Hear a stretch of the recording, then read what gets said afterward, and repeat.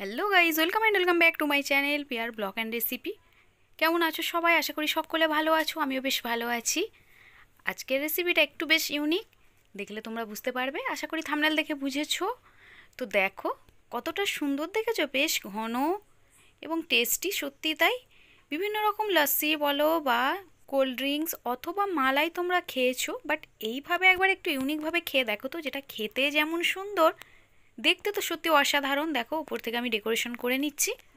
তো কিভাবে তৈরি করেছি, কি কি ইনগ্রেডিয়েন্টস আমি এখানে ব্যবহার করেছি, সবটাই আজকে তোমাদের সঙ্গে শেয়ার করব। ফার্স্ট অফ অল আমি নিয়েছি কড়াইতে পরিমাণ মতো 2 কাপ পরিমাণে লিকুইড মিল্ক। দেখো লিকুইড মিল্কটা নেওয়ার পর মিক্সিং জারের মধ্যে একটা সুন্দর ডাস্ট তৈরি করে নেব। তার জন্য নিয়েছি একটা মিক্সিং জার, তাতে দিয়ে দিচ্ছি 2 চামচ চিনি।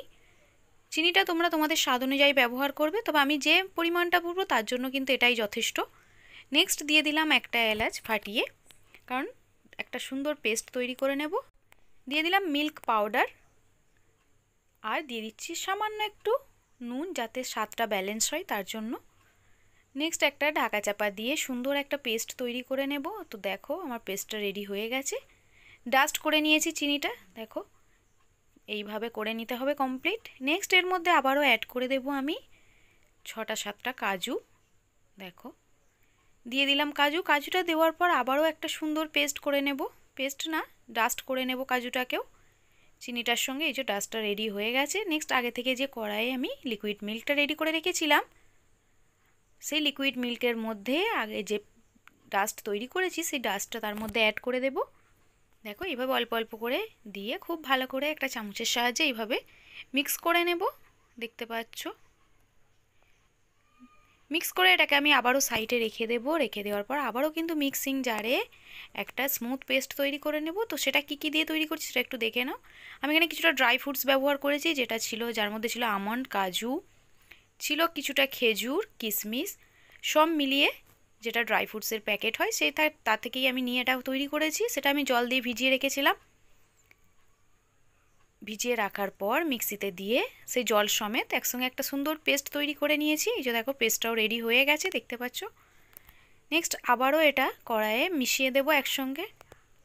এই যে দেখো মিক্স করে নিলাম। মিক্স করে আবারও একটা চামচের সাহায্যে খুব ভালো করে নেড়ে চেড়ে এইভাবে মিক্স করে নিতে হবে। তো খুব ভালো করে মিশিয়ে নেওয়ার পর আমি কড়াইটাকে কিন্তু এবার ওভেনের মধ্যে বসাবো। বেশিক্ষণ সময় লাগে না বন্ধুরা, মাত্র 4 থেকে 5 মিনিটের মধ্যেই কিন্তু এটা রেডি হয়ে যায়। অল্প সময়ের মধ্যে এটা কিন্তু একটা সুন্দর রেসিপি। তো দেখো কড়াই ওভেনে বসিয়ে দিয়েছি। ওভেনের মধ্যে কিছুক্ষণ একটু একভাবে কন্টিনিউ এইভাবে নাড়াচাড়া করতে হবে। এই যে দেখো আমি ক্যামেরাটা একটু ঠিক করে নিচ্ছি। এই পর্যায়ে কিন্তু নাড়াচাড়া বন্ধ করলে চলবে না, কারণ নাড়াচাড়া বন্ধ করলেই কিন্তু নিচটা নষ্ট হয়ে যেতে পারে, পুড়ে যেতে পারে। তো তার জন্য হালকা হাতে এইভাবে আলতো করে কন্টিনিউ নাড়াচাড়া করে যেতে হবে। খুব সুন্দর একটা মালাইও বলতে পারো, অথবা বলতে পারো সুন্দর একটা ড্রিঙ্কস, যেটা খেতে কিন্তু বেশ সুন্দর।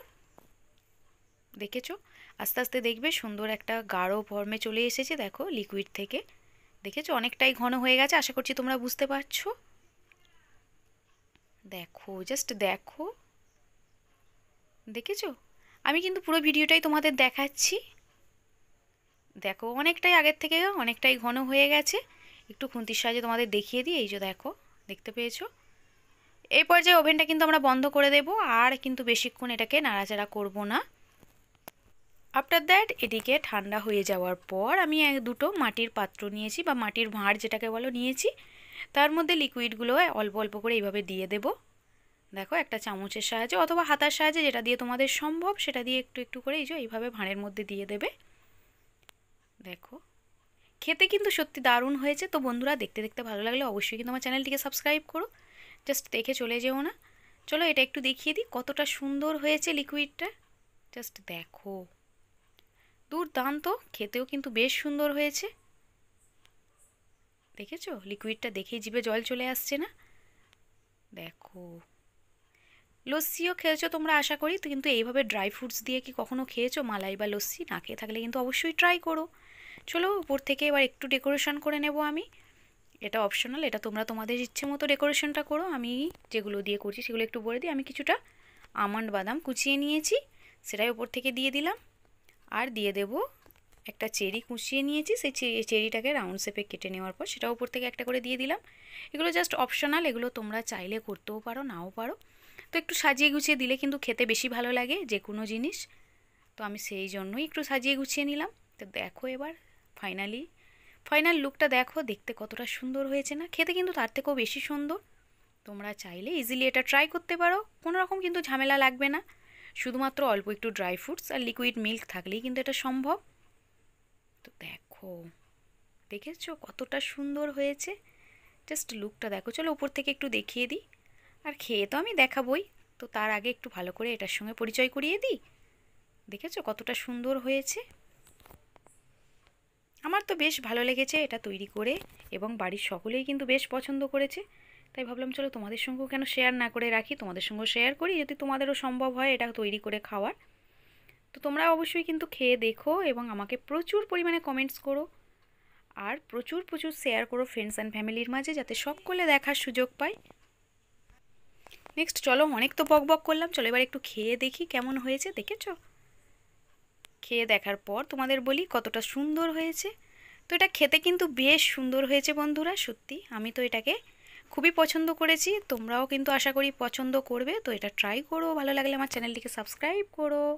ফেসবুক থেকে দেখে থাকলে অবশ্যই পেজটিকে ফলো দিও। বাই, সকলে ভালো থেকো, সুস্থ থেকো, and be careful. Bye, it's ready to serve. সকলকে দাও এবং নিজেও খাও। বাই।